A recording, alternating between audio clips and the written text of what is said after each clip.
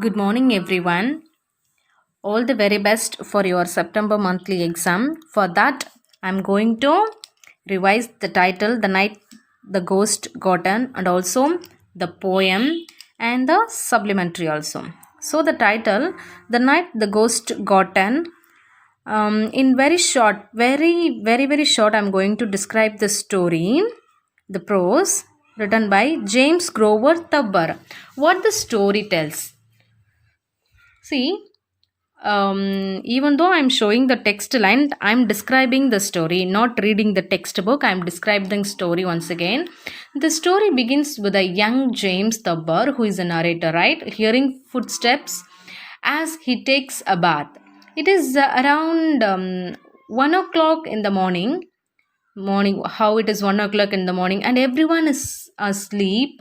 His brother in a bedroom down the hall, his mother upstairs, and his grandfather is in the attic. At first, James Tubber, at first James thinks that footsteps might belong to his father and brother, who had been traveling in Indianapolis and were supposed to be back late in the evening. The footsteps go around and around the dining room table, and James quickly realizes that it is not his father and brother. He assumes then that there is a burglar downstairs, thief kind of. He wraps a towel, he wraps a towel around his waist and immediately gets out of the bath to investigate, to check where the sound comes from.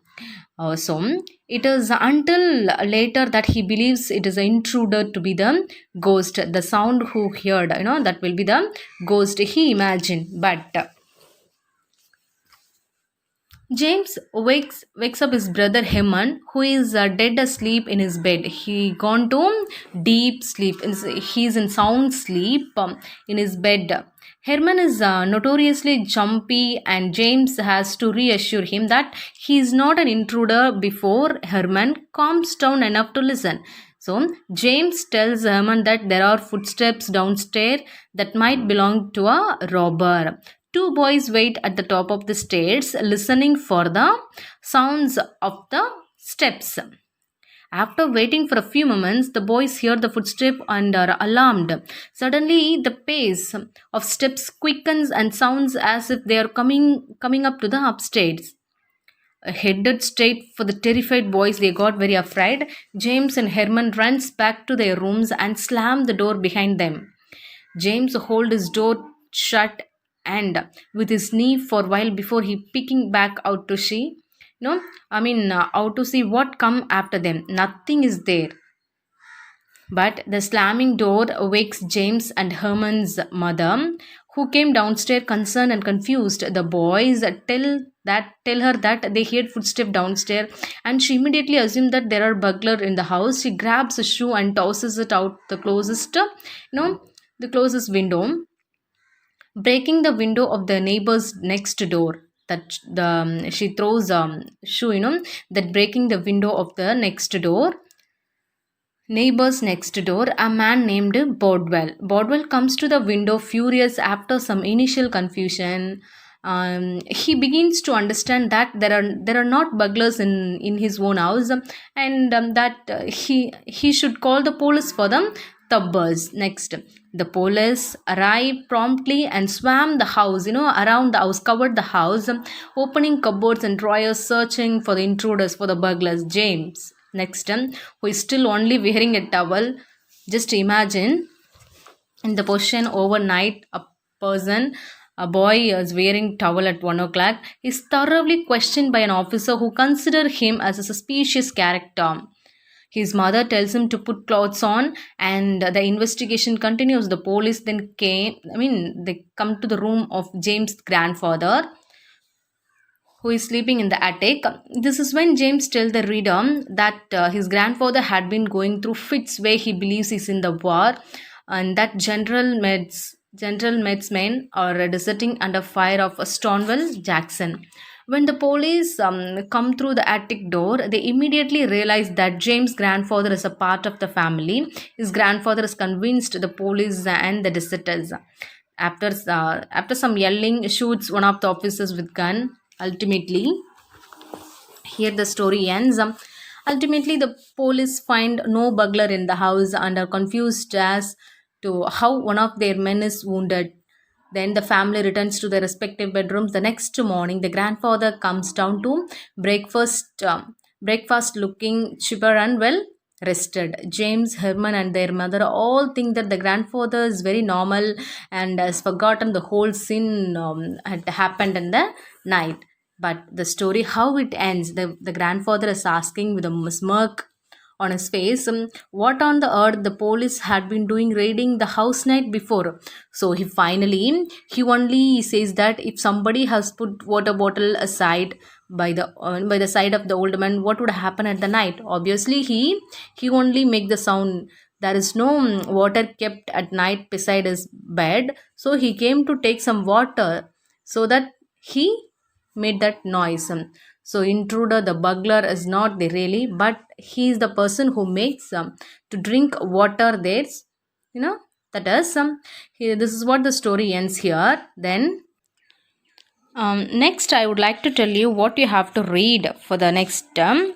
I hope our ma'am already told what you should read. Once again, I'm telling the short answer book in text and book back, the glossaries and the summary and the vocabulary skills, everything. You will have the study material already and read it very well. Next, for poem summary. What the poem title? The Grumble Family.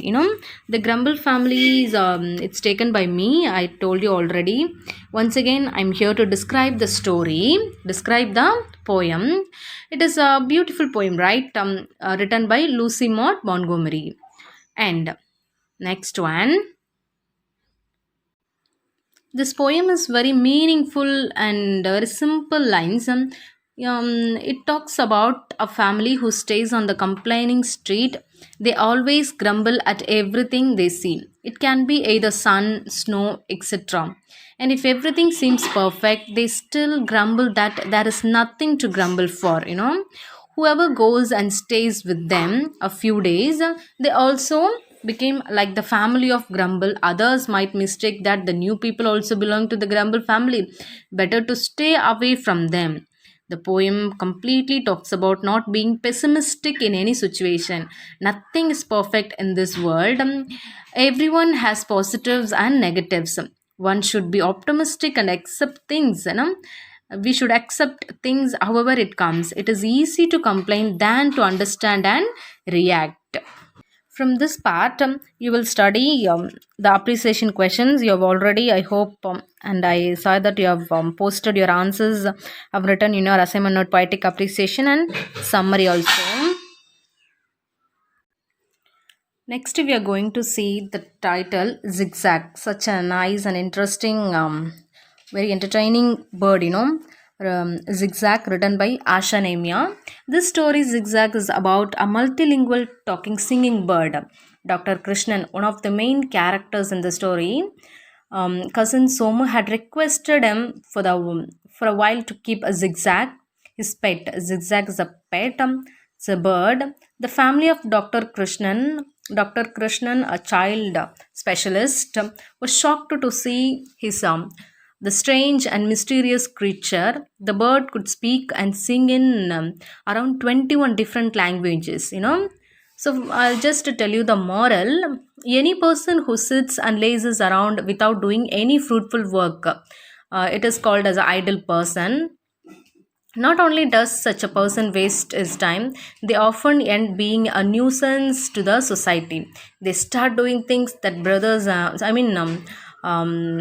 whoever it is, and it also bothers and annoys people around them. So, the same way, Zigzag was a lovable, harmless, and an unusual bird. It is not a usual, it is unusual bird.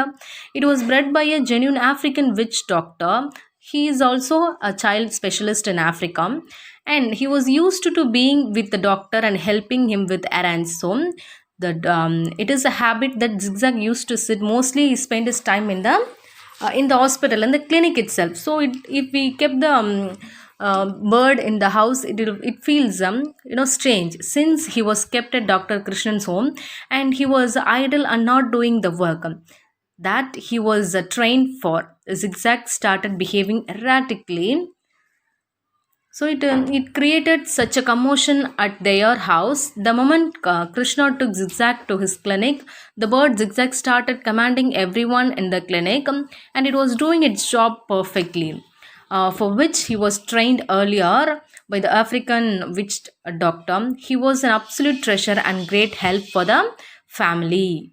So here is what you understand. Zigzag is trained to be in the clinic.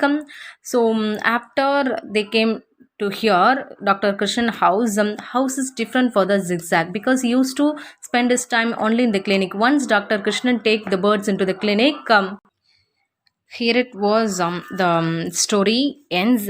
And from this supplementary you will read all the glossaries, identify character, speaker, and section B, read the story again and write how these characters reacted in this situation, and complete the tabular column, question answer, and also finally, last but not the least, the paragraph questions. So once again, it is very important to read the textbook lines. Text lines you must read and cover all the portion that you have written in your assignment note. And here students, somewhat I'm plan to give you.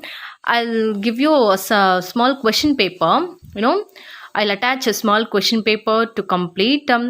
This question paper, you don't want to write it in your assignment note, but study well and write the answer, post in the group. The question paper will be useful how to set.